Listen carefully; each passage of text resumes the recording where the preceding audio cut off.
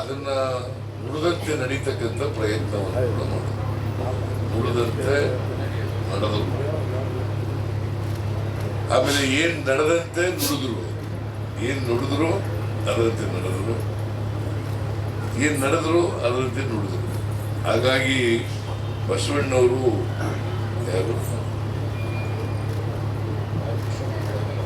ಬಿಳಿಮ, ನೀನು ವಯಸ್ಸಾಗಿದೆ ಮೇಲ್ಕ್ ಬಾ, ಬಿಳಿಮಲೆ ಅವರ ಬರೀ ಮೇಲ್ಕ್. ಇವರೆಲ್ಲ ಸದಸ್ಯರಲ್ಲ ನೀವು.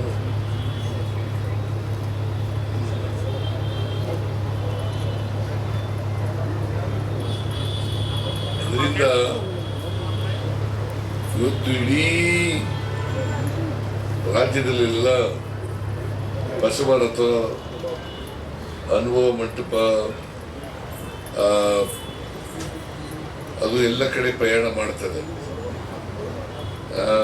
ಆಮೇಲೆ ಅದರಿಂದ ಏನಪ್ಪ ಆಗುತ್ತೆ, ಈ ವಚನಗಳ ಸಾಹಿತ್ಯ ಇದೆಯಲ್ಲ, ವಚನ ಸಾಹಿತ್ಯದ ಪರಿಚಯ ಆಗ್ತದೆ ಎಲ್ಲ ಕಡೆ. ಬಸವಣ್ಣವರ ವಿಚಾರಗಳು ಪರಿಚಯ ಆಗ್ತದೆ.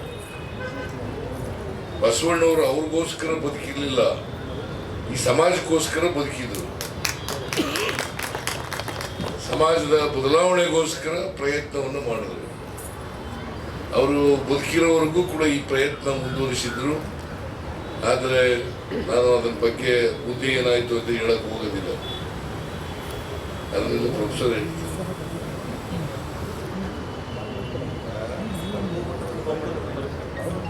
ಅನುಭವ ಮಂಟಪ ಇದೆಯಲ್ಲ, ಅನುಭವ ಮಂಟಪ ಈ ಪರಿಕಲ್ಪನೆ ಇದೆಯಲ್ಲ, ಅವತ್ತೇ ಪ್ರಜಾಪ್ರಭುತ್ವ ಅಂಕುರ ಆಯಿತು.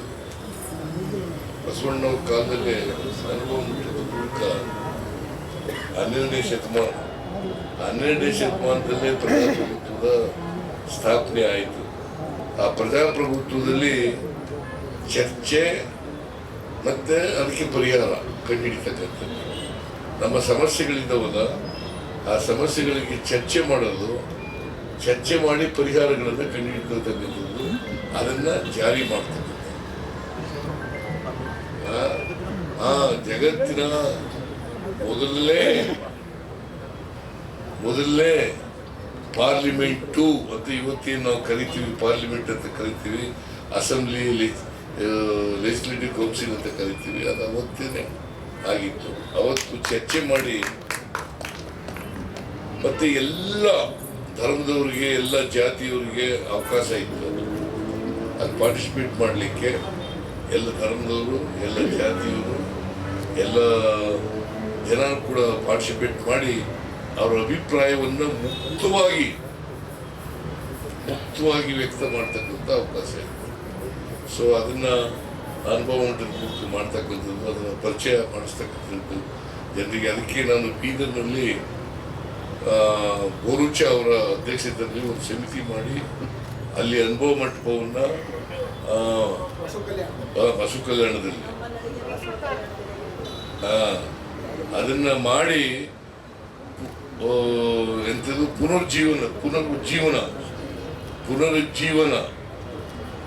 ಪುನರುತ್ಥಾನ ಇವರು ಸ್ವಾಮೀಜಿ ಹೇಳ್ತಾರೆ, ಇವರು ಪುನರುಜ್ಜೀವನ ಅಂತ ಹೇಳ್ತಾರೆ.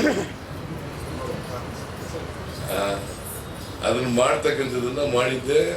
ಆಮೇಲೆ ಅಷ್ಟರಲ್ಲಿ ನಮ್ಮ ಸರ್ಕಾರ ಹೋಯ್ತು. ಈಗ ಇನ್ನೂ ಮುಗ್ದಿಲ್ಲ.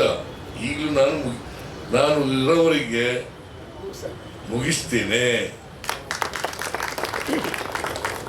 ಇರೋವರಿಗೆ ಮುಗಿಸ್ತೇನೆ. ಇನ್ನು ಟೈಮ್ ಇದೆಯಲ್ಲ, ಜನ ಮತ್ತೆ ಓಟ್ ಕೊಡ್ತಾರೆ, ಅದು ಬೇರೆ ವಿಚಾರ, ಈಗಲೇ ಹೇಳಲ್ಲ.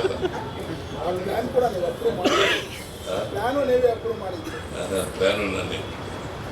ಈ ನಾಗರಾಜ್ ಮೂರ್ತಿ ಹೇಳೋದು ಕರೆಕ್ಟ್ ಇದೆ. ಅದರಿಂದ ನನಗೆ ಸಮಯ ಇಲ್ಲಿ ಕ್ಯಾಬಿನೆಟ್ ಮೀಟಿಂಗ್ ಇದೆ. ಈಗ ಮಾನ್ಯ ಮುಖ್ಯಮಂತ್ರಿಗಳು ಅನುಭವ ಮಂಟಪ ಬಸವಾದಿ ಶರಣರ ವೈಭವ ಕಾರ್ಯಕ್ರಮಕ್ಕೆ ಸಂಬಂಧಪಟ್ಟ ಲಾಂಛನವನ್ನ ಸನ್ಮಾನ್ಯ ಮುಖ್ಯಮಂತ್ರಿಗಳಿಂದ ಇದೀಗ ಬಿಡುಗಡೆಗೊಂಡಿದೆ, ಅನಾವರಣಗೊಂಡಿದೆ.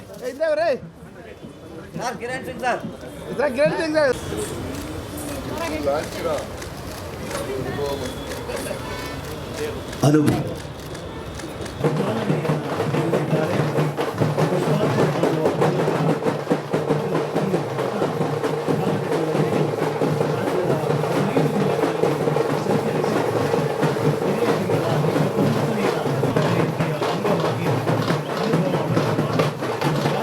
ಹೆಚ್ಚಿನ ವಿಡಿಯೋಗಳಿಗೆ ಪ್ರತಿಧ್ವನಿ ಯೂಟ್ಯೂಬ್ ಚಾನೆಲ್ ಸಬ್ಸ್ಕ್ರೈಬ್ ಮಾಡಿ, ಬೆಲ್ ಐಕಾನ್ ಕ್ಲಿಕ್ ಮಾಡಿ.